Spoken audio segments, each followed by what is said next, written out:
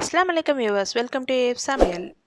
இப்போ நம்ம இந்த வீடியோவில் என்ன பார்க்க போகிறோம் அப்படின்னு பார்த்தீங்கன்னா, ரொம்ப சிம்பிளான ஈஸியான முருங்கைக்காய் சாம்பார் எப்படி வைக்கிறது அப்படிங்கிறத பற்றி தான் நம்ம இந்த வீடியோவில் பார்க்க போகிறோம். வாங்க நம்ம வீடியோக்குள்ளே போய் எப்படி செய்கிறதுங்கிறத பார்க்கலாம்.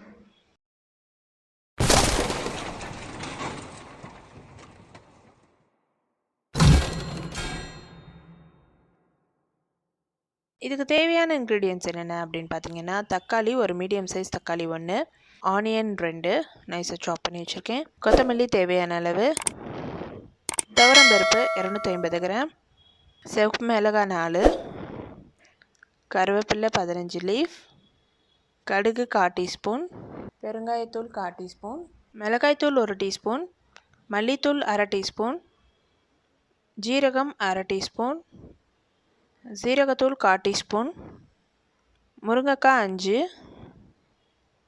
கேரட் 1, பூண்டு ஒரு பெரிய பூண்டு, மஞ்சத்தூள் 1/4 டீஸ்பூன், புளி கொஞ்சம் கரைச்சி வச்சுருக்கேன், ஆயில் தேவையான அளவு, சால்ட்டு தேவையான அளவு. இப்போ ஃபஸ்ட்டு நம்ம குக்கர் அடுப்பில் வச்சு பருப்பு நல்லா வாஷ் பண்ணி வச்சுருக்கேன். இதை ஃபஸ்ட்டு போட்டு நம்ம வேக வச்சுக்கலாம். பருப்பு தனியாக, பருப்போடு நம்ம பூண்டும் ஆட் பண்ணிக்கிறோம், மஞ்சத்தூள் ஆட் பண்ணிக்கிறோம். இப்போ தண்ணி சேர்த்து பருப்பை தனியாக நம்ம வேக வச்சு எடுத்துக்கலாம். அடுப்பில் ஒரு சட்டி வச்சு அதில் ஆயில் ஆட் பண்ணியிருக்கோம். ஆயில் நல்லா ஹீட் ஆனதும் கடுகு, வெந்தயம், சீரகம், சிவப்பு மிளகாய், கருவேப்பிலை எல்லாம் போட்டு நல்லா பொரிஞ்சதும் நம்ம நைஸாக சாப் பண்ணி வச்சுருக்கிற ஆனியன் இதோட வந்துட்டு ஆட் பண்ணிக்கலாம். ஆனியன் கொஞ்சம் நல்லா வதங்கி வரட்டும். ஆனியன் நல்லா வதங்கினது நம்ம தக்காளி ஆட் பண்ணியிருக்கோம்.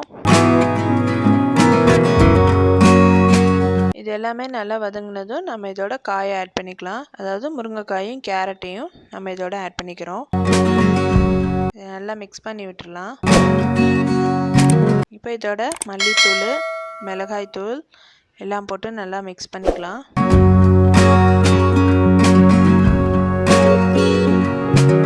பெருங்காயத்தூள் ஆட் பண்ணியிருக்கேன்.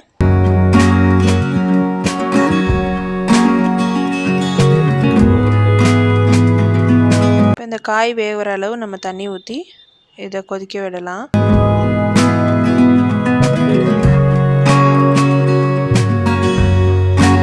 இங்கே பாருங்கள், பருப்பு நல்லா வெந்துடுச்சு, நல்லா மசிஞ்சு வந்துடுச்சு. இந்த மாதிரி ஆனதும் இப்போ நம்ம வேக வச்சுருக்கோம்ல காய், அதை எடுத்து இதில் அப்படியே போட்டுடலாம்.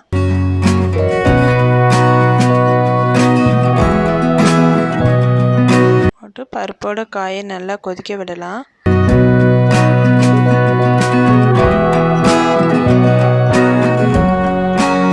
இந்த சாம்பாருக்கு தேவையான அளவு உப்பு போட்டிருக்கோம். எல்லாம் நல்லா கொதிச்சு வரட்டும்.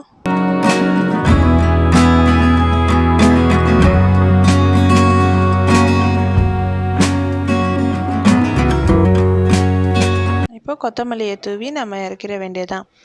அவ்வளோதான், சாம்பார் ரெடி ஆகிடுச்சு. நீங்களும் வீட்டில் ட்ரை பண்ணி பாருங்கள், கண்டிப்பாக பிடிக்கும். எங்கள் வீடியோவை லைக் பண்ணுங்கள், ஷேர் பண்ணுங்கள், கமெண்ட் பண்ணுங்கள். கீழே இருக்கிற சப்ஸ்கிரைப் பட்டனையும் கிளிக் பண்ணி வச்சுக்கோங்க. பக்கத்தில் இருக்கிற பெல் ஐக்கானையும் கிளிக் பண்ணி வச்சுக்கோங்க. அப்போ தான் நாங்கள் போகிற எல்லா வீடியோஸும் நோட்டிஃபிகேஷனில் வரும். எங்கள் வீடியோவை ஸ்கிப் பண்ணாமல் பார்த்ததுக்கு தேங்க்ஸ். நன்றி.